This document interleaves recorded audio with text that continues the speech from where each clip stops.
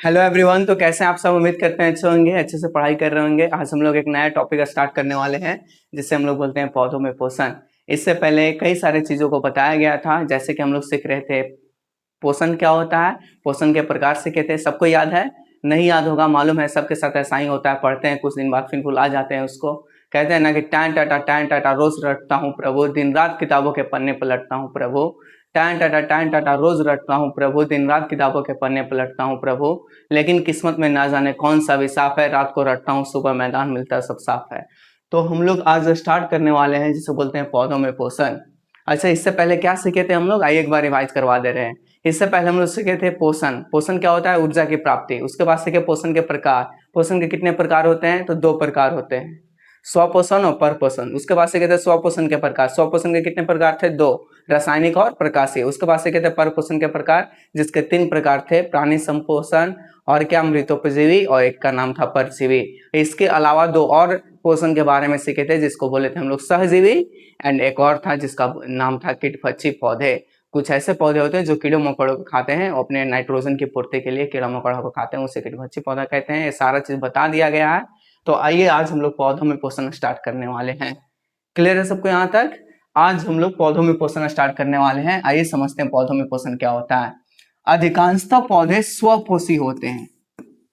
अधिकांशतः पौधे जो हैं स्वपोषी होते हैं। कहने का मतलब है अपना भोजन वो स्वयं बनाते हैं, स्वपोषी। अधिकांशतः पौधे जो हैं स्वपोषी होते हैं। स्वपोषी कहने का मतलब है वो अपना भोजन स्वयं बना लेते हैं। लेकिन कुछ ऐसे पौधे होते हैं जो परपोषी होते हैं। तो सबसे पहले हम उसी के बारे में बताएंगे। कुछ ऐसे पौधे होते हैं, पौधे जो परपोषी होते हैं, जो परपोषी होते हैं। कौन से ऐसे पौधे हैं जो परपोषी होते हैं? आइए हम लोग समझते हैं अच्छे से इसको, ठीक है। अधिकांश पौधे क्या होते हैं? परपोषी, जो अपना भोजन स्वयं बना लेते हैं, ठीक है। लेकिन कुछ ऐसे पौधे होते हैं जो अपने भोजन के लिए दूसरे पौधों पर निर्भर रहते हैं, या पौधे के सड़े गले अपशिष्ट पर निर्भर रहते हैं। तो उस पौधों को क्या कहते हैं? कौन कौन से ऐसे पौधे होते हैं? तो आइए हम लोग समझते हैं। अधिकांशतः पौधे जो परपोषी होते हैं वो दो प्रकार के हो सकते हैं। पहला परपोषी के प्रकार का पौधा हो जाएगा जिसको बोलते हैं मृतजीवी, मृतजीवी। और एक और कौन से परपोषी का प्रकार होता है? उसको बोलते हैं उसको बोला जाता है परजीवी, ठीक है। मृतजीवी पौधे कौन होते हैं? तो जो सड़े गले पौधे के अपशिष्ट से अपना भोजन प्राप्त करेंगे। पौधे के अपशिष्ट, सड़े गले पौधे के अपशिष्ट क्या हो जाएगा? सूखे पत्तियां, सूखा लकड़ी जो फेंका हुआ है, सारे सड़े गले पौधे के अपशिष्ट होते हैं। परजीवी जो दूसरे पौधे के संपर्क में रह के अपना भोजन को प्राप्त करते हैं, दूसरे पौधे के संपर्क में अपना भोजन प्राप्त करते हैं, दूसरे पौधे के संपर्क में रहकर अपना भोजन प्राप्त करते हैं। क्लियर है सबको यहाँ पास? सड़े गले पौधे से कौन कौन से ऐसे पौधा है जो सड़े गले अपशिष्ट से प्राप्त करता है? तो आप लोग एक एग्जांपल से लेंगे मशरूम का। सभी लोग खाए भी होंगे मशरूम, बरसात के दिनों में उग जाता है। आइए हम दिखाते हैं परजीवी पौधा कौन सा होता है आप सबको। आइए हम लोग मृतजीवी पौधे के एग्जाम्पल के बारे में सीखते हैं। जैसे कि मृतजीवी पौधा का एग्जाम्पल हो गया यहाँ पास मशरूम। मशरूम कैसा पौधा का एग्जाम्पल होता है? तो मृतजीवी पौधा। मृतजीवी पौधा कहने का मतलब क्या है? जो अपना भोजन कहाँ से प्राप्त करेंगे? जो अपना भोजन सड़े गले पौधे के अपशिष्ट पदार्थों से प्राप्त करते हैं। आप लोग देखे होंगे मशरूम कहाँ उग जाते हैं? तो अभी तो बताया गया कि मशरूम ऐसे स्थान पे उगते हैं जहां पर छप्पर वगैरह बरसात के दिन में रहता है, उसके ऊपर उग जाते हैं। पेड़ पौधे काट के फेंका हुआ रहता है तो उसके जो छिलका होते हैं बाहरी, उसमें उग जाते हैं मशरूम। एक और पौधा होता है जिसका नाम होता है मोनोट्रोपा। मोनोट्रोपा, मोनोट्रोपा एक ऐसा पौधा है जो ये भी मृतजीवी पौधा के अंतर्गत आता है। मृतजीवी पौधा होता है। मृतजीवी पौधा बोले तो अपना भोजन कहां से प्राप्त करेगा? पेड़ पौधे के अपशिष्ट से। क्लियर है सबको यहाँ तक? तो ये कैसे पौधे हो गए? मृतजीवी पौधे हो गए। मृतजीवी पौधा का एग्जाम्पल क्या हो जाएगा? मशरूम। मशरूम को ही कहा जाता है गोबर छत्ता। मशरूम गोबर छत्ता, गोबर उबर के ऊपर उग जाता है, छत्ता टाइप की संरचना होता है, इसलिए इसका नाम होता है गोबर छत्ता। क्लियर है सबको यहाँ तक? आइए हम लोग कुछ परजीवी के एग्जांपल सकते हैं। जैसे कि अभी बताया ना, कुछ पौधे होते हैं जो परजीवी होते हैं। परपोषण में पौधे के लिए, और कुछ कैसे होते हैं, परजीवी होते हैं, जो दूसरे पौधे के संपर्क में रह के अपना भोजन प्राप्त करते हैं। तो ऐसे एग्जाम्पल के लिए एक बहुत फेमस एग्जाम्पल होता है जिसका नाम है अमरबेल। अमरबेल का पौधा,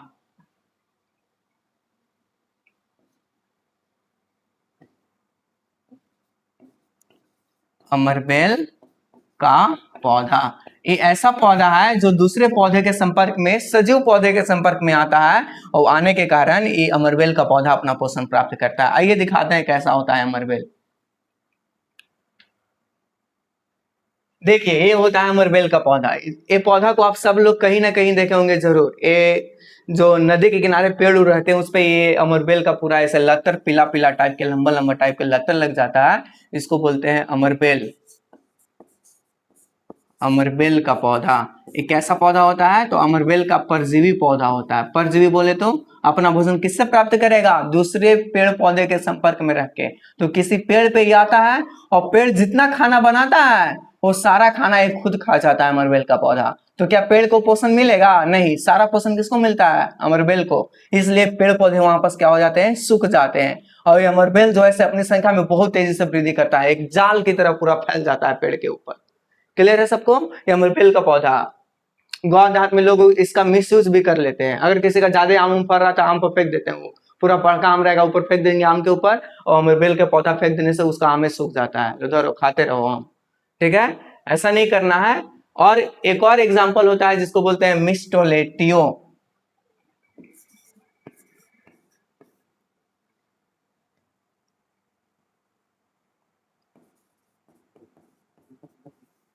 मिस्टलेटो, मिस्टलेटो ऐसा पौधा होता है,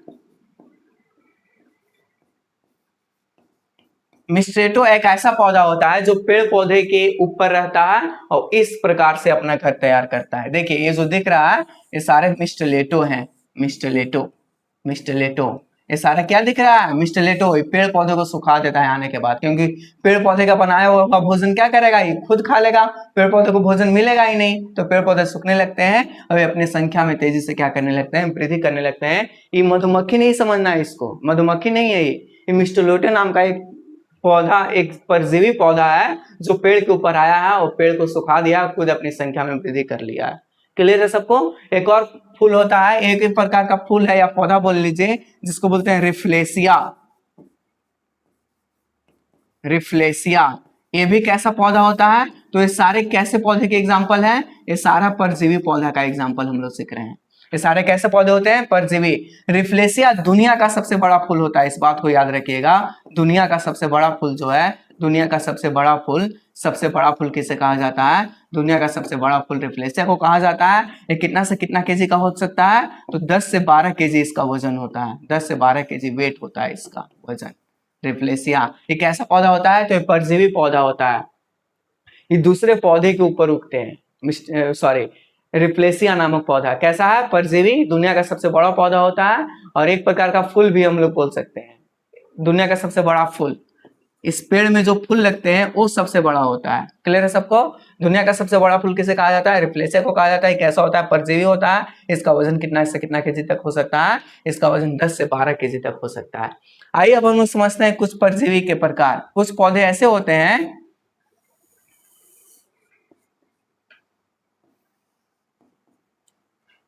परजीवी पौधा ऐसा होता है, इस एक पौधा को बोलते हैं पूर्ण परजीवी, पूर्ण परजीवी पौधा। अब एक को बोला जाता है अर्ध परजीवी पौधा।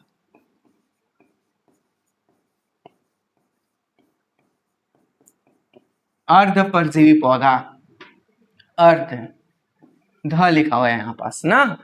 परजीवी पौधे दो प्रकार से होते हैं इस धरती पे, एक को बोलते हैं पूर्ण परजीवी और एक को बोला जाता है अर्ध परजीवी पौधा। पूर्ण परजीवी क्या होंगे? जिसमें क्लोरोफिल नहीं रहेगा, क्लोरोफिल, क्लोरोफिल इसमें नहीं पाया जाएगा, क्लोरोफिल नामक वर्णक इसमें नहीं रहता है।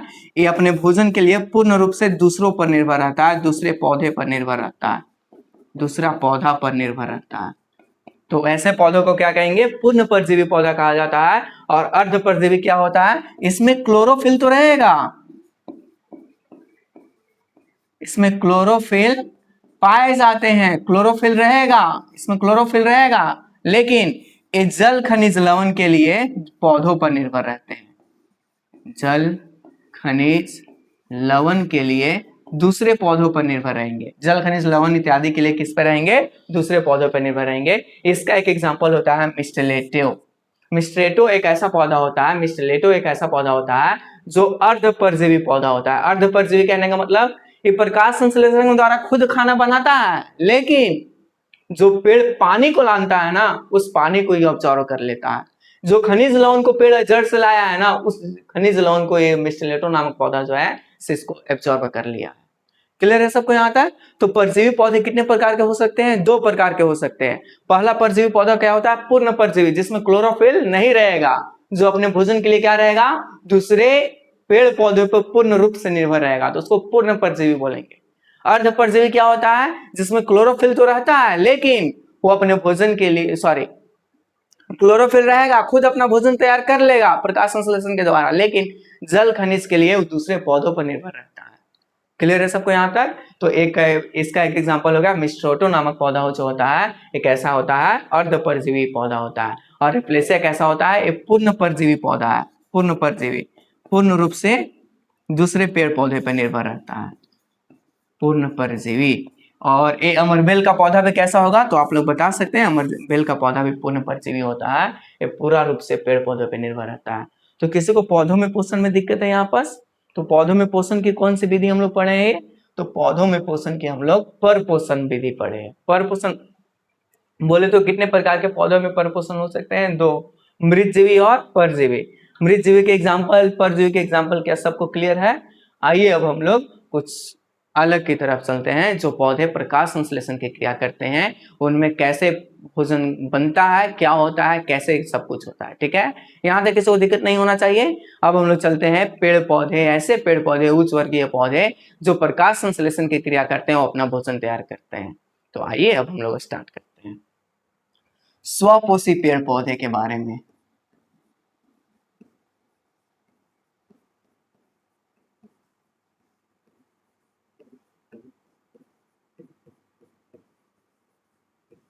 स्वपोषी पेड़ पौधे, स्वपोषी पेड़ पौधे अपने भोजन के लिए किसी दूसरे सजीव पर निर्भर नहीं रहेगा, ये अपना भोजन खुद से तैयार कर लेगा।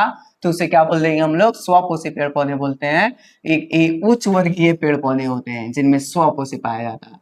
उच्च वर्गीय बोले तो बड़े वर्ग के जंतु में, बड़े वर्ग में पाया जाता है उच्च वर्गीय पौधे।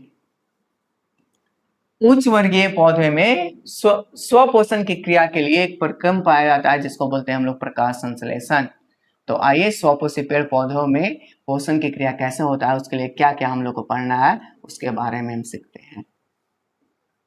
सबसे पहले हम सीखेंगे प्रकाश संश्लेषण का स्थान।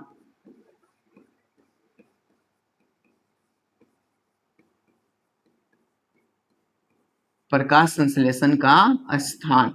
प्रकाश संश्लेषण का स्थान कहने का मतलब है ऐसा कौन सा स्थान है जहां पर पेड़ पौधे अपना भोजन खुद से तैयार करते हैं।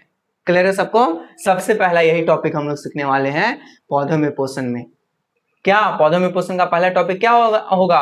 पौधों में स्वपोषण कर देते हैं यहाँ पास, और ज्यादा बेस्ट रहेगा। पौधों में स्वपोषण,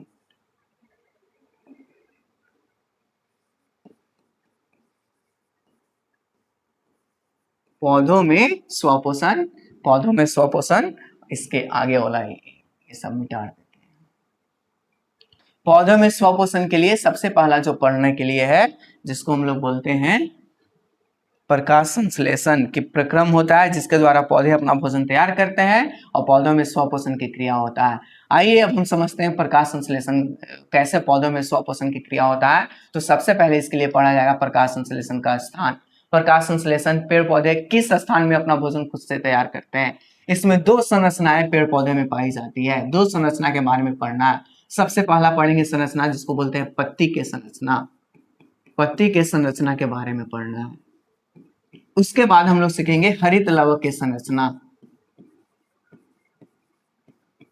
हरित लवक के संरचना, हरित लवक की संरचना। क्लियर है सबको? फर्स्ट पॉइंट सीखने वाले हैं। उसके बाद सीखेंगे हम लोग प्रकाश संश्लेषण के लिए आवश्यक पदार्थ। अब कौन कौन से ऐसा पदार्थ है जो प्रकाश संश्लेषण के लिए आवश्यक होता है। प्रकाश संश्लेषण के लिए आवश्यक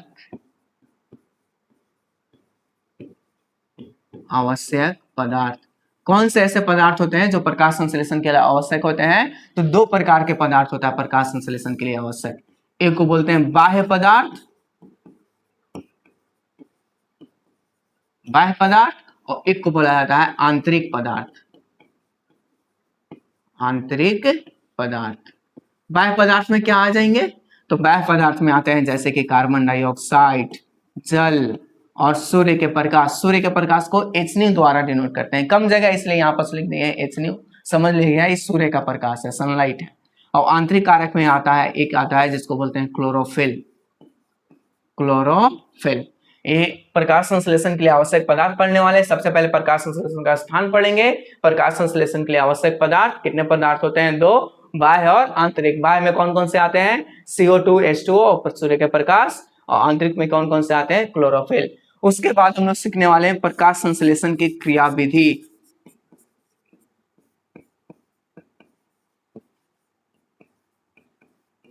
प्रकाश संश्लेषण की क्रियाविधि, प्रकाश संश्लेषण कैसे होता है ये हम लोग सीखने वाले हैं। उसके बाद सीखेंगे हम लोग प्रकाश संश्लेषण की अवस्थाएं।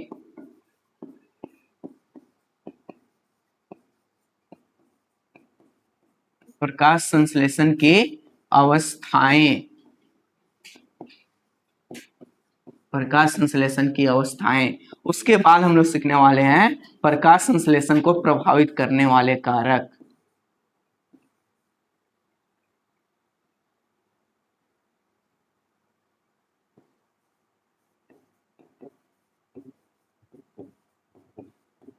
प्रकाश संश्लेषण को प्रभावित करने वाले कारक।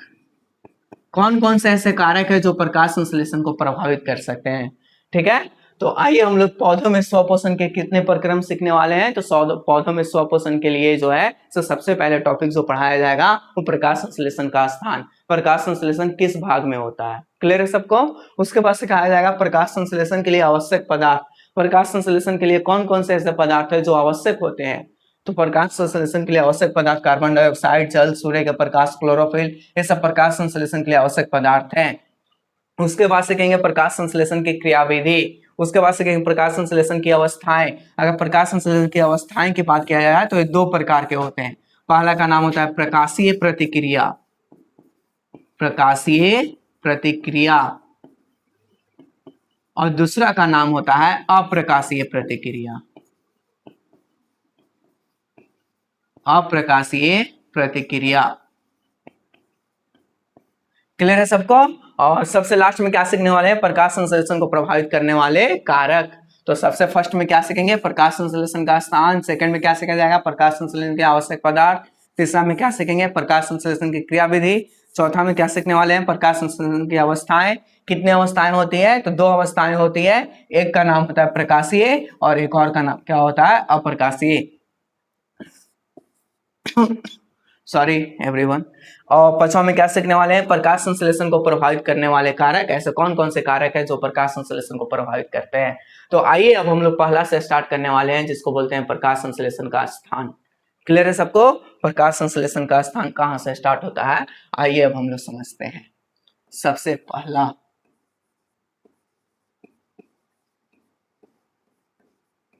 प्रकाश संश्लेषण का स्थान। प्रकाश संश्लेषण का सभी लोग जानते हैं प्रकाश संश्लेषण क्रिया कहाँ होता है? तो पत्ती में। तो प्रकाश संश्लेषण के स्थान में सबसे पहला जो सीखने वाले हैं वो सीखने वाले हैं पत्ती की संरचना। पत्ती की संरचना, पत्ती की संरचना, structure of leaves, structure of leaves, पत्ती की संरचना। क्लियर है सबको? आइए हम लोग अब पत्ती की संरचना के बारे में डिटेल में समझते हैं। पत्ती की संरचना क्या होता है, स्ट्रक्चर ऑफ लीफ क्या होता है। ठीक है, तो सबसे पहले पत्ती जो है ये कैसा रंग का दिखता है? हरा रंग का दिखता है, सबको पता है। तो पत्ती के बाहर दोनों किनारों पे पत्ती के बाहर दोनों किनारों पर एक पतला आवरण पाया जाता है। इस पतला आवरण का नाम होता है क्यूटिकल। इस पतला आवरण का नाम क्या है? इस पतला आवरण का नाम होता है क्यूटिकल। क्यूटिकल एक ऊपर वाला है तो इसको बोलते हैं बाहरी ऊपरी क्यूटिकल। ऊपरी क्यूटिकल कहा जाता है इसको। और पत्ती का जो नीचे वाला संरचना होगा इसी का नाम भी क्यूटिकल ही होगा, लेकिन इसको बोलते हैं निचली क्यूटिकल, मतलब नीचे वाला क्यूटिकल, निचली क्यूटिकल। क्यूटिकल क्लियर है सबको? अब इसके बाद इसके नीचे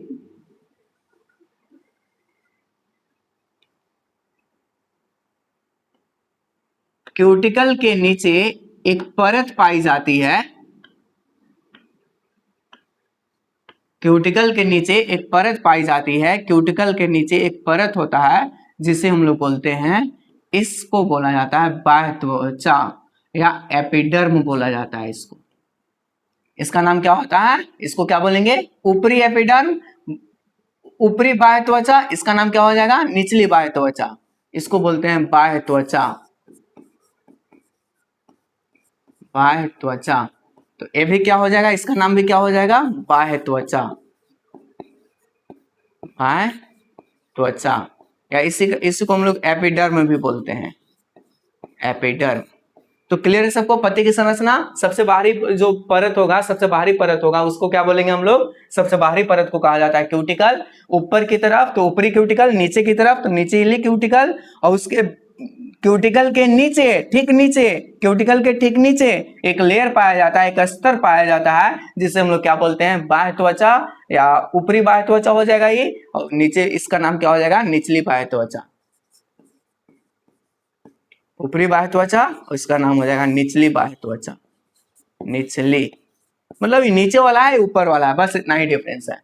अब क्या होता है, ये एपिडर्म जो है, ये जो त्वचा की कोशिकाएं हैं, ये बीच में ना एक लेयर बनाती है, एक स्तर बनाती है, इस तरह से सजा हुआ स्तर बनाती है। बाह्य त्वचा की कोशिकाएं फैलकर एक जाल की तरह संरचना बनाती है जिसका नाम होता है पैरेनकाइमा। अभी दो प्रकार के पैरेनकाइमा हो सकते हैं।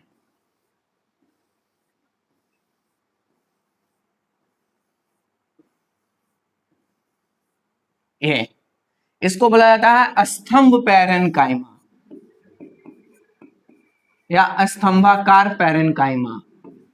स्तंभाकार पैरेनकाइमा। एक एक करके सब के बारे में जानेंगे कौन क्या होता है। पहले हम फिगर बना दे रहे हैं, उसके बाद समझाएंगे सब कौन क्या होता है। तो इसका भी नाम क्या हो जाएगा? सेम नेम इसका भी हो जाएगा स्तंभाकार पैरेनकाइमा। ऊपर वाला हो गया, ये कौन सा वाला होगा? नीचे वाला।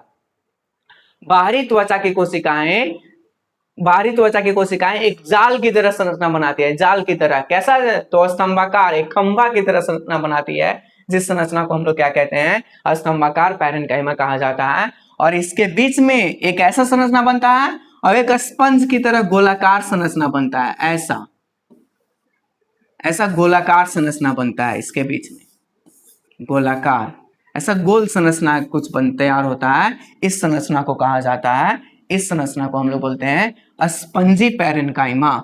सॉरी, इस संरचना को कहा जाता है spongy parenchyma. Spongy parenchyma. Clear है सबको यहां तक? पत्ती का सबसे बाहरी आवरण को क्या कहेंगे? पत्ती का सबसे बाहरी आवरण जो होगा उसका नाम होगा क्यूटिकल, और इस क्यूटिकल के नीचे एक त्वचा पाया जाता है, एक इस क्यूटिकल के नीचे एक स्तर पाया जाता है, एक लेयर पाया जाता है, जिसको क्या बोलते हैं हम लोग? एक ऊपरी बाह्य त्वचा हो गया ऊपर की तरफ, और नीचे वाला जो लेयर हो गया इसको बोलते हैं निचली बाह्य त्वचा। किसको दिक्कत है यहां तक? अब इस बाह्य त्वचा के बीच की कोशिकाएं जो है से एक स्तंभ, डंडा की तरह संरचना बनाता है। डंडा देखा, डंडा की तरह, एक जाल की तरह, डंडा जाल की तरह संरचना तैयार करता है, जिसका नाम होता है स्तंभाकार पैरेनकाइमा। क्लियर है सबको? और ये यही कोशिकाएं, एपिडर्म की कोशिकाएं कुछ स्तंभाकार होती है, कुछ कैसा होता है? गोलाकार होता है। जो स्तंभाकार हो गया उसका नाम पड़ जाता है स्तंभाकार पैरेनकाइमा, और जो गोल बन गया उसका नाम क्या पड़ जाता है? Spongy parenchyma. किसी को दिक्कत नहीं होगा? अब आगे इसमें कुछ पाए जाते हैं जाइलम और फ्लोएम की कोशिकाएं। ये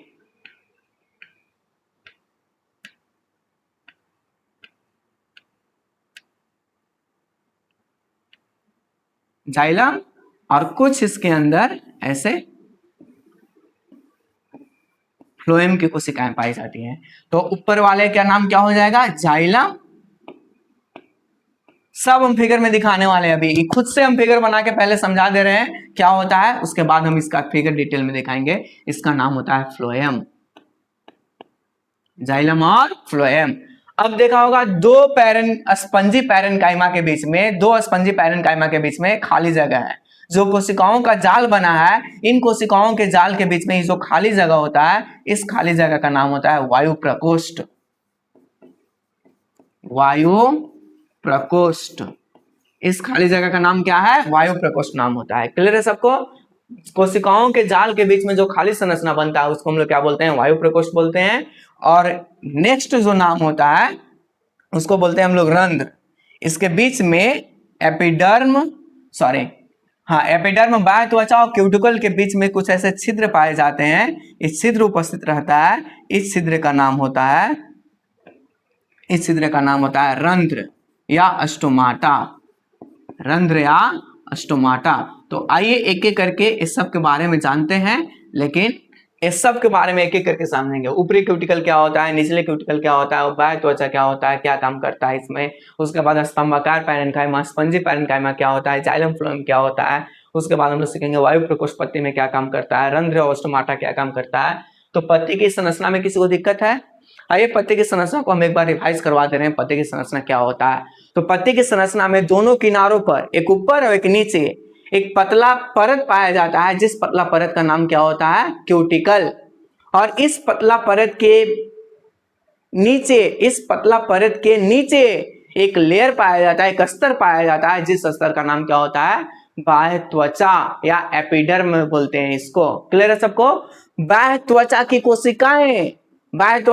कोशिकाएं एक जाल की तरह संरचना बनाता है, जिसको बोलते हैं पैरेनकाइमा। अगर वो स्तंभाकार डंटा की तरह बना देगा तो उसका नाम पड़ जाएगा स्तंभाकार पैरेनकाइमा। अगर वो गोल बन जाएगा तो उसका नाम पड़ जाएगा स्पंजी पैरेनकाइमा। स्पंज खाए ना, स्पंज गोल होता है तो स्पंजी पैरेनकाइमा उसका नाम हो जाएगा। क्लियर है सबको यहां तक? और क्यूटिकल और बाह्य त्वचा के बीच में एक छिद्र पाया जाता है, जिसको बोलते हैं स्टोमाटा या रंध्र बोलते हैं। क्लियर है सबको?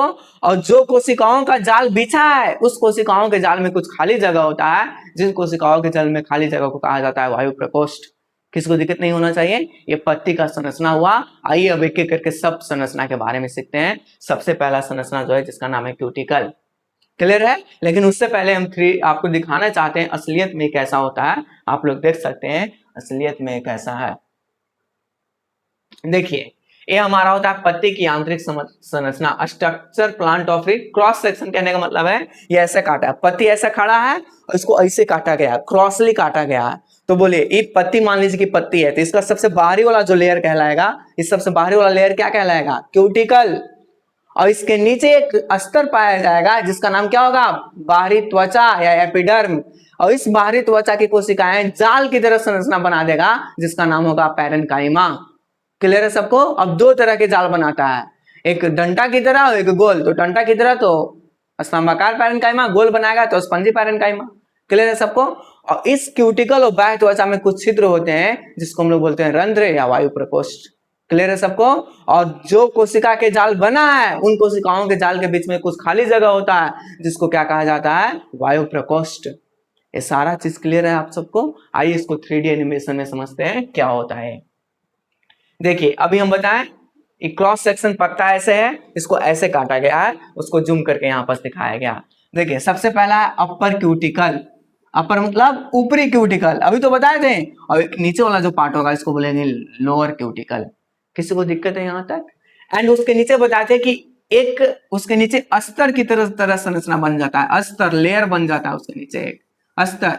इसको बोलते हैं एपिडर्म या एपिडर्मिस कहा जाता है। अपर एपिडर्मिस ऊपर की तरफ बना है, और जो नीचे की तरफ संरचना जो बन गया है नीचे, इसको क्या कहा जाता है? इसको कहा जाता है लोअर एपिडर्म, मतलब निचली बाह्य परत। क्लियर है सबको। अब बताते हैं कि बाह्य परत की कोशिकाएं जो है बाह्य परत की कोशिकाएं जो है स्तंभाकार बनती है, स्तंभा डंडा की तरह, देखिए यहाँ पर दिख रहा है कि डंडा की तरह एकदम खड़ा खड़ा है कोशिका है। इस कोशिका को कहा जाता है ऐसे पैलिसेड मेसोसेल, या इसको स्तंभाकार कोशिका भी कहा जाता है। इंग्लिश में लिखा हुआ है यहाँ पास पैलिसेड मेसोसेल। अभी सब समझाएंगे मेसोसेल क्या होता है, मेसोफिल की कोशिका क्या होता है, सब समझाया जाएगा। अभी देखिए स्तंभाकार बन रहा है कि नहीं बन रहा है, तो स्तंभाकार पैरेन्काइमा, स्तंभाकार मृदु उत्तक। पैरेन्काइमा को हिंदी में बोलते हैं मृदु उत्तक कहा जाता है। और देखिए कुछ संरचनाएं गोल बन रहा है, देखिए यहाँ पास गोल, जब स्पंज की तरह बनेगा तो इसको बोलते हैं स्पंजी पैरेन्काइमा, स्पंजी पैरेन्काइमा।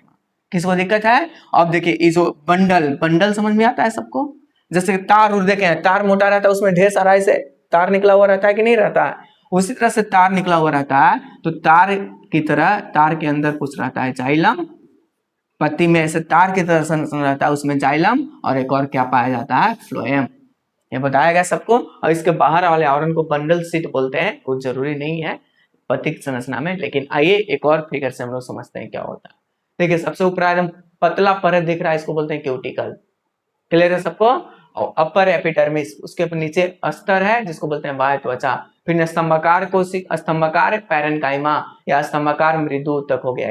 देखिए गोल गोल की तरह संरचना बनाया है, इसको बोलते हैं स्पंजी पैरेन्काइमा या स्पंजी मृदु उत्तक। क्या होता है ये सब समझाएंगे, अभी खाली फिगर में दिखा रहे हैं क्या होता है। देखिए नस की तरह एक संरचना निकला हुआ है तार की तरह, जिसके अंदर जाइलम और फ्लोएम पाए जाते हैं। क्लियर सबको। और इसमें कुछ छिद्र होता है, देखिए अभी तो बताया कि क्यूटिकल और बाह्य त्वचा के बीच में कुछ छिद्र पाया जाता है, जिस छिद्र को हम लोग बोलते हैं स्टोमाटा। जिस छिद्र का नाम क्या होता है, स्टोमाटा। एक गार्ड सेल का बना हुआ होता है। अब पूरा चीज समझाया जा रहा है, पहले यहाँ तक किसी को दिक्कत नहीं होना चाहिए स्ट्रक्चर ऑफ लिम्ब में। आइए अब एक एक करके सबके बारे में जानते हैं क्या होता है, किसे कहते हैं। आइए सबसे पहला भाग क्या था, सबसे पहला भाग का नाम था क्यूटिकल। क्यूटिकल क्या होता है क्यूटिकल, आइए समझते हैं हम लोग। पत्ती के सबसे बाहरी परत को क्यूटिकल कहा जाता है। क्लियर है।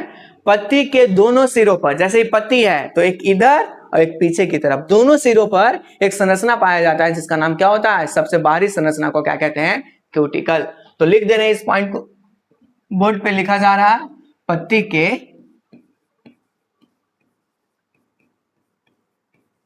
के दोनों किनारों पर सबसे बाहरी संरचना, ऐसे लिख रहे हैं, एक तरफ नहीं होता दोनों तरफ रहता है। पत्ती के दोनों किनारों पर सबसे बाहरी परत, सबसे बाहरी परत को क्या कहते हैं हम लोग, इसके बाद तो लिख लेंगे, सबसे बाहरी परत को क्या कहते हैं, क्यूटिकल कहा जाता है। फर्स्ट पॉइंट में दिक्कत है किसी को। अब सोचिए पत्ती के सबसे बाहरी परत पे है तो पत्ती को क्या करेगा, ऑफ कोर्स छोटे मोटे कीड़ा मकोड़ों से रक्षा करेगा उसको। तो ये क्या करता है, पत्ती को रक्षा प्रदान करने का कार्य करता है, रक्षा प्रदान करता है। कोई भी चीज बाहर से लग गया समझ लो रक्षा कर रहा है। हम लोग कपड़ा पहनते हैं काहे, धुलकन से बचने के लिए, ठीक है। गाड़ी पे कवर चढ़ा देते हैं, काहे चढ़ा देते हैं, धुलकन से उसको बचाने के लिए, उसको रक्षा करने के लिए, रक्षा प्रदान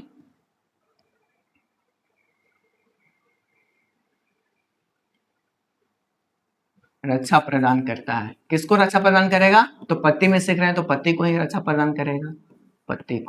पत्ती को क्या करता है, रक्षा प्रदान करता है। क्लियर हो गया सबको, किससे रक्षा प्रदान करेगा। अब सोचिए जो साग वगैरह उगते हैं, जो पालक के साग हो गया, लाल साग हो गया, ये सब उगता है तो उसके पत्ता को तो हम लोग खाते हैं। अगर पिल्लू द्वारा उच्चाट कर लिया जाएगा, चाट लिया जाएगा, गांव देहात में बोलते हैं कि चाट गया पिल्लू सब पत्ता को, तो क्या उसको खाते हैं, उसको तोड़ के निकाल देते हैं। तो उसको जो रक्षा करने वाला होता है वो कौन सा पार्ट होता है पत्ती में, पत्ती का सबसे बाहरी पार्ट जो क्यूटिकल कहलाता है। और पत्ती के दोनों किनारों के बाहरी परत को क्यूटिकल कहते हैं। ये पत्ती को क्या करता है, रक्षा प्रदान करने का कार्य करता है। किसी को दिक्कत है क्यूटिकल में, नहीं। अब नेक्स्ट पॉइंट समझते हैं क्यूटिकल के बाद का क्या, बाह्य त्वचा। बाह्य त्वचा इसको बोलते हैं एपिडर्मिस।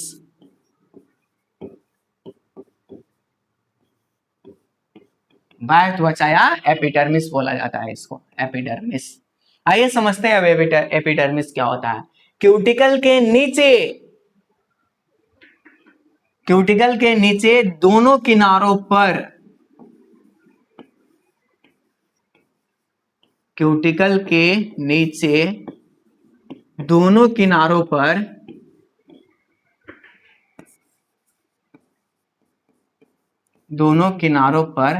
बने हुए अस्तर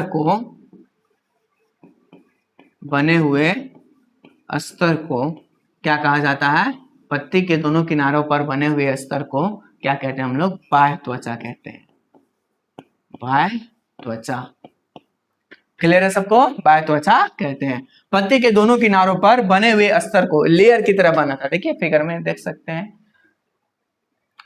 सकते हैं, लेयर बना है यहाँ पास, लेयर।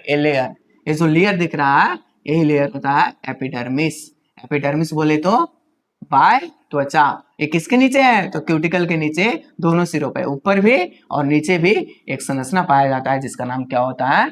जिसका नाम होता है बाह्य त्वचा या एपिडर्मिस, या इसी को हम लोग क्या बोलते हैं? क्यूटिकल, सॉरी बाह्य त्वचा या एपिडर्मिस बोला जाता है। क्लियर है सबको यहाँ तक? नेक्स्ट पॉइंट इसे में सीखते हैं। ये भी क्या करेगा? तो एपिडर्मिस से अगर रक्षा प्रदान नहीं कर सका पिल्लू वगैरह को, अगर पिल्लू वगैरह जो पत्ती है, पत्ती को पिल्लू वगैरह खा रहा है, अगर क्यूटिकल नहीं रक्षा कर पाया तो कौन रक्षा करेगा? ये भी रक्षा करता है, पत्ती को रक्षा करता है। क्लियर है सबको? किसको रक्षा करेगा? तो पत्ती को रक्षा करेगा। नेक्स्ट पॉइंट सीखते हैं इसमें। यह रंगहीन होता है, इसका कोई कलर नहीं होता है, इस बात को याद रखिएगा। पत्ती का ऐसा कौन सा भाग है जो रंगहीन होता है? सवाल पूछ देता है डायरेक्ट। तो पत्ती का एक ऐसा भाग होता है बाह्य त्वचा जिसका कोई कलर नहीं होता है। जैसे हमने के त्वचा के कलर है, उसी तरह से पत्ती के त्वचा का कोई कलर नहीं होता है। क्लियर है सबको? यह रंगहीन होता है, इसका कोई कलर नहीं होता। क्यूटिकल में दिक्कत नहीं होना चाहिए, बाह्य त्वचा एपिडर्मिस में दिक्कत नहीं होना चाहिए। आइए नेक्स्ट पॉइंट जो हम लोग सीखते हैं, और क्या नाम था इसमें जो हम यहाँ पास बताए थे अपना फिगर बना करके। देखिए यहाँ पास बताया गया था, क्यूटिकल हो गया, ऊपरी क्यूटिकल, निचले क्यूटिकल, ये तो उसी में बाह्य त्वचा हो गया। अब हम लोग आ जाते हैं स्तंभाकार पैरेन्काइमा और स्पंजी पैरेन्काइमा के ऊपर।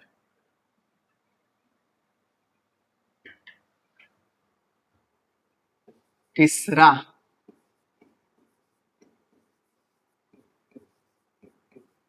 स्तंभाकार पैरेन्काइमा या स्पंजी पैरेन्काइमा।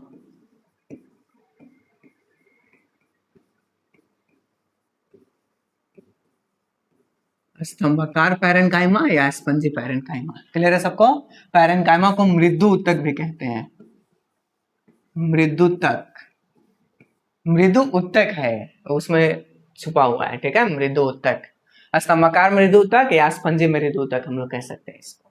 आइए समझते हैं क्या होता है। बता सकते हैं आप लोग स्तंभाकार या स्पंजी मृदु ऊतक क्या होता है?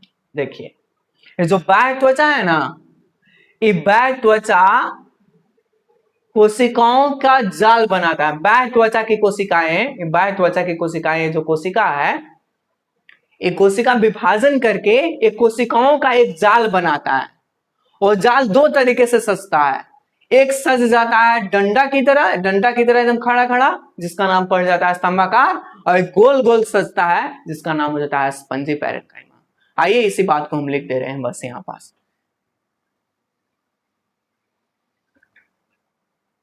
बाह्य त्वचा को अधोत्वचा भी कहा जाता है। अधोत्वचा की कोशिकाएं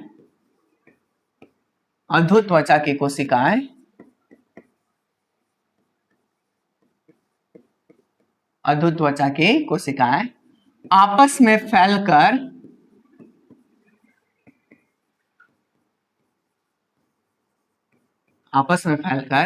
एक जाल की तरह संरचना बनाती है। एक जाल की तरह संरचना बनाती है।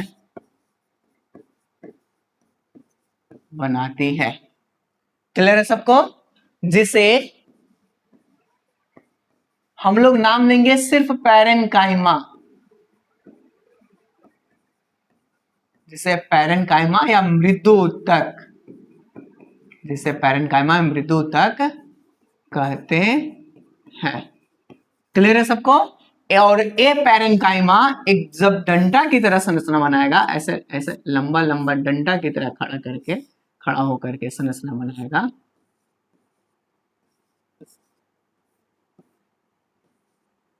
ऐसे, तो इसका नाम क्या पड़ जाता है? इसका नाम पड़ जाता है स्तंभाकार, स्तंभाकार मृदुतक। और जब यही ऐसे गोल गोल संरचना तैयार करेगा, ऐसे गोल गोल, तो इसका नाम क्या पड़ जाता है? स्पंजी मृदुतक या पैरेन्काइमा।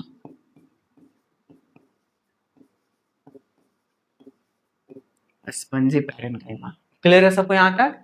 तो अधोत्वचा की कोशिकाएं आपस में फैलकर एक जाल की तरह संरचना बनाती है, जिसे पैरेन्काइमा कहते हैं। अगर ये जाल ऐसे डंडा की तरह बन गया तो स्तंभाकार, और ऐसे गोल गोल बन गया तो उसका नाम क्या पड़ जाता है? स्पंजी। किसी को दिक्कत नहीं होना नहीं चाहिए यहाँ तक। आइए अब इसमें एक और पॉइंट को समझते हैं कि क्या होता है। इन उत्तक में आप लोग कभी पढ़े हैं कि उत्तक जो है कोशिकाओं का समूह होता है? कोशिका के समूह, कोशिका के समूह को क्या कहते हैं? तो कोशिका के समूह को कहा जाता है उत्तक। आप लोग पढ़े हैं कभी? तो कोशिकाओं के समूह को क्या कहते हैं? उत्तक। तो ये भी तो एक प्रकार का उत्तक है, तो ये किस प्रकार की कोशिकाओं का समूह से बना होगा? तो आइए हम लोग समझते हैं। इससे पहले आप लोग दिखाए थे, यहाँ पास एक नाम बताया गया था, देखिए यहाँ पास लिखा हुआ था पैलिसेड मेसोफिल की कोशिका, स्पंजी मेसोफिल को कोशिका। तो वहां पास स्पंजी मेसोफिल की कोशिका लिखा है, इसके जगह पर हम लोग लिख सकते हैं क्या? स्पंजी पैरेन्काइमा भी लिख सकते हैं। Spongy parenchyma, spongy parenchyma. Parenchyma हम लोग लिखे हैं, लेकिन यहाँ पर सवाल लिख दिया मेसोफिल। क्यों? क्योंकि पैरेन्काइमा जो है सो मेसोफिल की कोशिकाओं से बना होता है। पैरेन्काइमा एक प्रकार का उत्तक हो गया, और उत्तक कोशिकाओं का समूह होता है। तो यहाँ पर कोशिका के उत्तक के नाम ना लिख के डायरेक्ट कोशिका के नाम लिख दिया है, जिसका नाम है मेसोफिल। तो यही पॉइंट हम उसमें ऐड करने वाले हैं कि ये जो उत्तक होते, ये जो पैरेन्काइमा जो होते हैं, मृदु उत्तक जो होते हैं, स्तंभाकार बोलिए या स्पंजी बोलिए, ये किस प्रकार की कोशिकाओं का बना होगा? तो मेसोफिल की कोशिकाओं का बना होता है। क्लियर है सबको? ये उत्तक मेसोफिल की कोशिकाओं से बने होते हैं, मेसोफिल की कोशिका से बने होते हैं, ये जो स्तंभाकार पैरेन्काइमा और स्पंजी पैरेन्काइमा है, किस प्रकार की कोशिकाओं से बना होगा? तो मेसोफिल की कोशिका से बना होता है। इसलिए इसका नाम कहीं कहीं क्या देखने को मिल जाता है? स्तंभाकार मेसोसेल की कोशिका देखने को मिल जाता है, या स्पंजी मेसोसेल की कोशिका देखने को मिल जाता है। दिक्कत नहीं होना चाहिए। ये उत्तक का नाम हम लिख दिए हैं डायरेक्ट बोर्ड पे, और यहाँ पास लिख देता है कहीं कभी कभी किसका नाम लिख देता है? कोशिका का। तो कोई पूछेगा स्तंभाकार या पैरेन्काइमा या स्पंजी पैरेन्काइमा किस प्रकार के कोशिकाओं का बना होता है? तो ये जो बना होता है मेसोफिल की कोशिकाओं का बना होता है। किसी को दिक्कत है यहां तक? नहीं? नेक्स्ट पॉइंट समझते हैं। इसमें हरित लवक के भंडार पाए जाते हैं। हाँ, वही पॉइंट पे आ रहे हैं जहां सोच रहे हैं आप लोग। इसमें हरित लवक के भंडार पाए जाते हैं। मतलब हरित लवक के भंडार कहने का मतलब एक हरित लवक नहीं रहता है, इसके अंदर ढेर सारा हरित लवक रहता है। हरित लवक पाए जाते हैं। और हरित लवक आप लोग बचपन में पढ़े होंगे कि पत्ती में प्रकाश संश्लेषण होता है, पत्ती के द्वारा पेड़ पौधे खाना बनाता है। पत्ती के अंदर स्तंभाकार पैरेन्काइमा के अंदर, हरित लवक के अंदर, ग्राना के अंदर थाइलाकाइड झिल्ली होता है। उस थाइलाकाइड झिल्ली के उधर ऊपर क्लोरोफिल पाए जाते हैं, वो खाना बनाता है। एक एक पॉइंट करके समझाएंगे कैसे खाना बनता है पौधे में। क्लियर है सबको? तो ये जो पैरेन्काइमा मृदुतक है, स्तंभाकार पैरेन्काइमा या स्पंजी पैरेन्काइमा, ये किस प्रकार के कोशिकाओं का बना होता है? मेसोफिल की कोशिकाओं का। इसमें किसका भंडार रहता है? तो इसमें हरित लवक का भंडार पाया जाता है। कहने का मतलब हरित लवक ठूस ठूस के भरे होते हैं इस उत्तक में। देखिए जो फिगर में दिखाया गया है, इस उत्तक में, ये दोनों उत्तक में क्या ठूस ठूस के भरे हुए रहते हैं? तो ये दोनों उत्तक में जो पाए जाते हैं, ये दोनों उत्तक में हरित लवक पाए जाते हैं। हरित लवक। हरित लवक। तो हरित लवक का भंडार कौन सी ऊतक में रहता है? तो स्तंभाकार मृदु ऊतक या स्पंजी मृदु ऊतक में हरित लवक के भंडार पाए जाते हैं। और यही हरित लवक, यही ऊतक में, ऐसे हम लोग लिखते रहे हैं, यही ऊतक में प्रकाश संश्लेषण की क्रिया संपन्न होता है।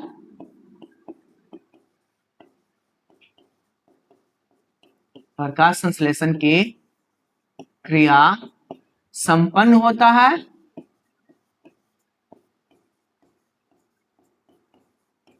संपन्न होता है। यही ऊतक में कौन सी क्रिया संपन्न होता है? प्रकाश संश्लेषण की। और जब प्रकाश संश्लेषण की क्रिया संपन्न होगा तो क्या पेड़ पौधे आसानी से अपना भोजन तैयार कर लेंगे? भोजन तैयार। तो बोलो भोजन तैयार कौन से ऊतक के अंदर होता है? तो स्तंभाकार पैरेन्काइमा या स्पंजी पैरेन्काइमा के अंदर होता है पेड़ पौधे में। क्लियर है सबको?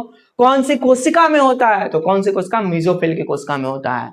क्लियर है सबको? मेसोफिल की कोशिका में किसका भंडार पाया जाता है? तो हरित लवक का भंडार जो है से मेसोफिल की कोशिकाओं में पाया जाता है।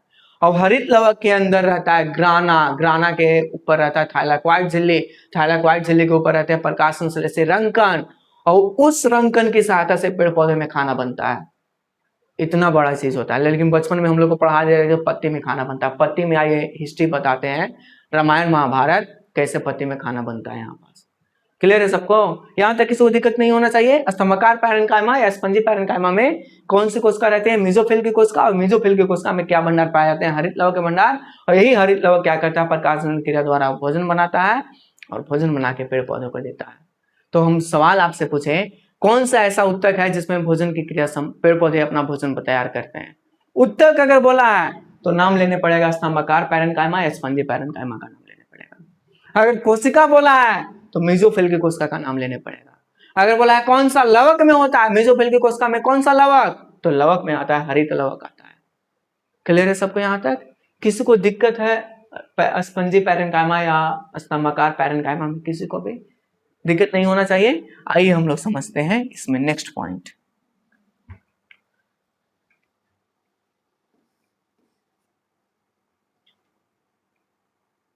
ये बता दिए क्या? हरित लवक, हाँ, इस ऊतक में प्रकाश संश्लेषण क्रिया संपन्न होता है, हरित लवक में भंडार पाए जाते हैं। बस इतना ही है, इसमें पॉइंट इतना ही है। अब हम लोग चौथा पे चलते हैं जिसका नाम होता है वायु प्रकोष्ठ। वायु प्रकोष्ठ, इसको सॉरी एवरीवन, वायु प्रकोष्ठ।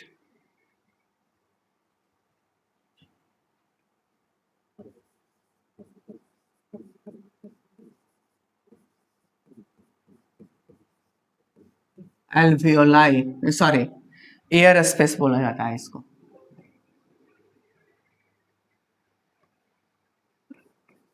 एयर स्पेस, एल्वियोलाई हम लोग का फेफड़ा में होता है, वहां से याद आ गया एयर स्पेस।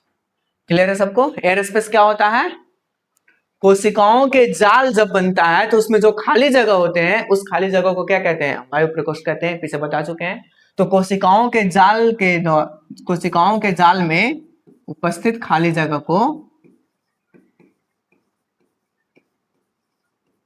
कोशिकाओं के जाल में उपस्थित खाली जगह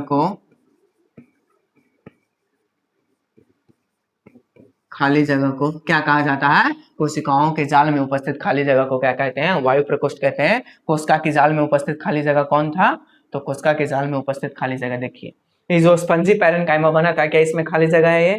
ये खाली जगह है। ये सारे खाली जगह क्या कहलाएंगे? वायु प्रकोष्ठ कहलाएंगे। किसको दिक्कत नहीं होना चाहिए। नेक्स्ट पॉइंट समझते हैं। वायु प्रकोष्ठ में खाली जगह को क्या कहते हैं? वायु प्रकोष्ठ। किसमें? तो कोशिकाओं के जाल में। नेक्स्ट पॉइंट जो है वो इसमें कहने का मतलब वायु प्रकोष्ठ में, इसमें वायु के साथ साथ जल के अणु भी पाए जाते हैं, जलवाष्प के अणु भी पाए जाते हैं। इसमें वायु के साथ साथ जलवाष्प के अणु भी पाए जाते हैं। मतलब कहने का मतलब इसमें कुछ पानी भी रहता है, जलवाष्प के अणु भी पाए जाते हैं।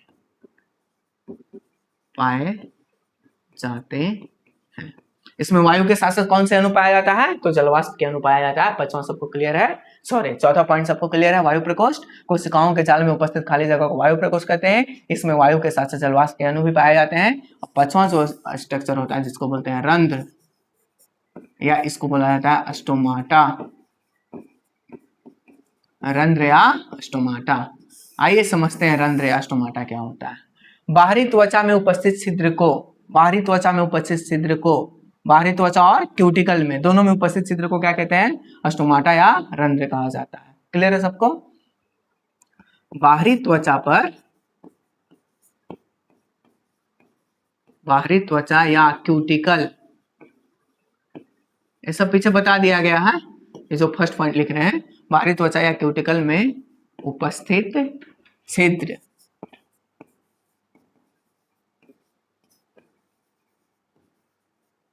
उपस्थित छिद्र को रंध्र या स्टोमाटा कहते हैं।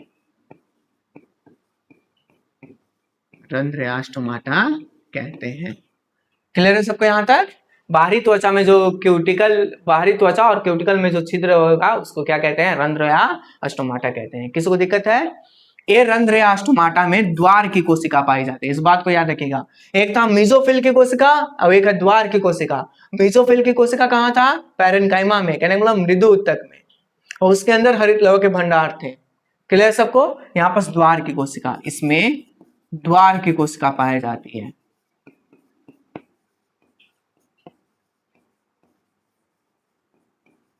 द्वार, और जो गेट पे द्वार, गेट के द्वार पे जो खड़ा रहता है उसको क्या बोलते हैं? गार्ड। इसलिए इस कोशिका का नाम होता है गार्ड की कोशिका भी। गार्ड की कोशिका पाई जाती है। तो कोई पूछेगा गार्ड की कोशिका कहाँ पाई जाती है? द्वार की कोशिका या गार्ड की कोशिका पाई जाती है। तो द्वार की कोशिका या गार्ड की कोशिका कहाँ पाई जाती है? ये पाई जाती है स्टोमाटा या रंध्र में। क्लियर है सबको? एक क्या काम करता है द्वार की कोशिका?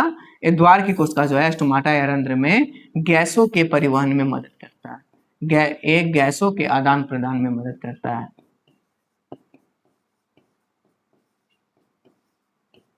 गैसों के आदान प्रदान में मदद, गैसों के आदान प्रदान में मदद करने का मतलब पेड़ पौधे वायुमंडल से क्या लेते हैं? कार्बन डाइऑक्साइड, जो किस कोशिका के द्वारा जाएगा पत्ती में? तो गार्ड की कोशिका या द्वार की कोशिका के द्वारा जाता है। किस छिद्र से जाता है? उस छिद्र का नाम होता है स्टोमाटा या रंध्र। उसमें कौन कोशिका मदद करता है? तो उसमें द्वार की कोशिका मदद करता है। क्लियर है सबको?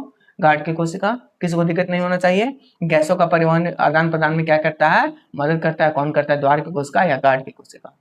क्लियर है सबको यहाँ तक? एक क्या हम लोग से क्लियर? रंध्र या स्टोमाटा एक गैसों का आदान प्रदान करता है। द्वार की कोशिका पाई जाती है। द्वार की कोशिका देखिए इस तरह का होता है।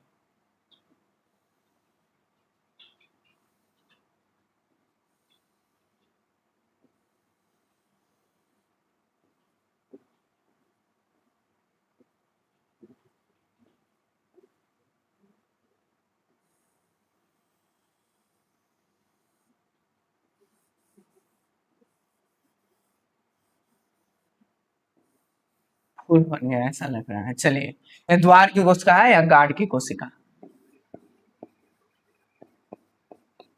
द्वार की कोशिका, द्वार की कोशिका या इसी को बोलते हैं गार्ड की कोशिका। क्लियर सबको?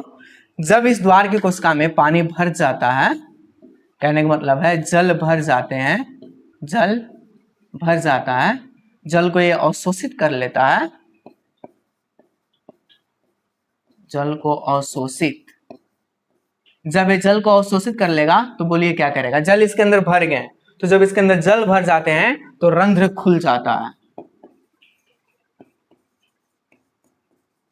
रंध्र खुल जाता है। और जब इसके अंदर से जल बाहर निकल जाते हैं, जल बाहर निकल जाते हैं, तो बोलिए द्वार की कोशिका ऐसे पचक जाता है। और द्वार की कोशिका पचकने के, सॉरी, जब सारा पानी इसके से बाहर आ जाएगा, सारा पानी बाहर आ जाएगा, तो क्या ये ऐसे पचक जाएगा? जब ये पचक गया तो रंध्र क्या हो जाएगा? रंध्र खुलेगा नहीं, बल्कि रंध्र इस समय क्या हो जाएगा? बंद। तो रंध्र बंद होता और खुलता कैसे है? तो द्वार की कोशिका में जब पानी भर जाता है या द्वार की कोशिका पानी को अवशोषित कर लेता है, जिसके कारण द्वार की कोशिका फूल जाता है और रंध्र क्या हो जाते हैं? खुल जाते हैं। क्लियर है सबको? और जब द्वार की कोशिका पानी को बाहर निकालता है तो ये पिचक जाता है, जिसके कारण रंध्र क्या हो जाते हैं, बंद हो जाते हैं। इस तरह रंध्र खुलता और बंद होता है, और जिसके कारण किसका आदान प्रदान होता है, गैसों का आदान प्रदान। जब रंध्र खुलेगा तो वायुमंडल से क्या चला जाएगा अंदर, कार्बन डाइऑक्साइड। और जब रंध्र बंद होगा, जब रंध्र बंद होता है तो उस समय ऑक्सीजन जो है से पत्ती से कहाँ जाता है, बाहर। तो ये सारा किसका संरचना के बारे में हो गया, या आज हम लोग पत्ती की संरचना पढ़े हैं। पत्ती की संरचना में जो मेन संरचना याद रखने के लिए वो पैरेन्काइमा, मृदुऊतक को याद रखना है, मेसोफिल की कोशिका को याद रखना है, द्वार की कोशिका को याद रखना है। अगला क्लास में पढ़ाया जाएगा हरित लवक की संरचना। हरित लवक क्या होता है, उसका संरचना कैसा होता है, उसके बाद बताएंगे प्रकाश संश्लेषण किस तरह से कहाँ होता है, एकदम सीरीज बना करके बताया जाएगा प्रकाश संश्लेषण कहाँ होता है, पत्ती के इस भाग के, उस भाग के, उस भाग के कौन से भाग में होता है, ये सारा चीज बताया जाएगा। क्लियर है सबको? आज के लिए इतना ही रखते हैं। आज thank you everyone to watching this video.